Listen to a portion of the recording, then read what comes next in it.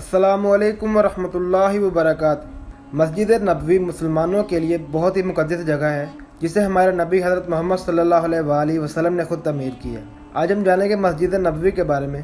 جزیرہ علم کے ویڈیو میں خوش آمدید۔ جس جگہ مسجد نبوی کی تعمیر کی گئی یہ جگہ دو بھائیوں کی تھی، سہل اور سہیل بن نافع بن عمر۔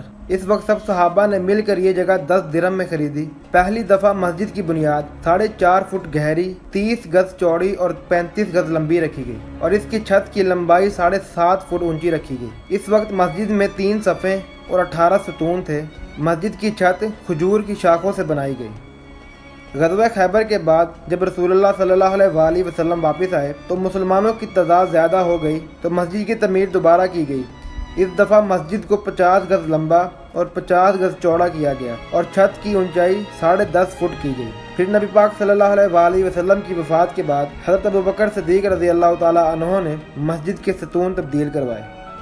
17 ہجری میں حضرت عمر رضی اللہ تعالی عنہ کے دور خلافت میں مسجد کو 60 گز چوڑا اور 70 گز لمبا کیا گیا۔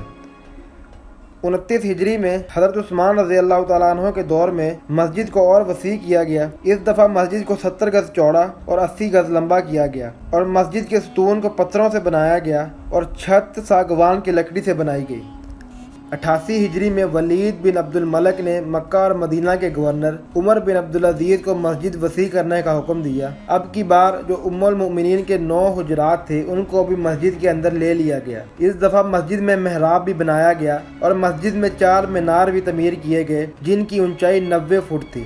مسجد کی دیواروں پر سنگ مرمر بھی لگایا گیا۔ مسجد کو 100 گز چوڑا اور 90 گز لمبا کیا گیا۔ اس وقت مسجد کے 4 دروازے تھے، باب السلام، باب الرحمہ، باب جبرائیل اور باب النساء۔ 162 ہجری میں عباسی خلیفہ مہدی کے دور میں عبداللہ بن عاصم بن عمر بن عبدالعزیز نے مسجد میں توسیع کی۔ اس دفعہ مسجد کو 150 گز چوڑا اور 90 گز لمبا کیا گیا۔ اس وقت مسجد میں 24 دروازے بنائے گئے۔ مسجد کے صحن میں قبہ نما عمارت بنائی گئی جس میں کتابیں اور مسجد کی دیگر اشیاء رکھی جائیں۔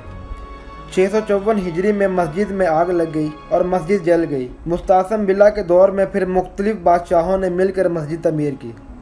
886 ہجری میں آسمانی بجلی گرنے کی وجہ سے مسجد دوبارہ جل گئی۔ اس وقت مؤذن سمیت 11 لوگوں کی جانیں گئی۔ شاہ مصر اشرف قطبائی نے مسجد کو 270 گز چوڑا اور 90 گز لمبا تعمیر کروایا اور پھر سلطان اشرف قطبائی نے دیواروں، محراب اور مختلف مقامات پر قرآنی آیات لکھوائیں اور پھر اس کے بعد بھی کئی دفعہ مسجد میں توسیع کی گئی، بالخصوص شاہ عبدالعزیز بن عبد الرحمن فیصل اور سعود کے دور میں۔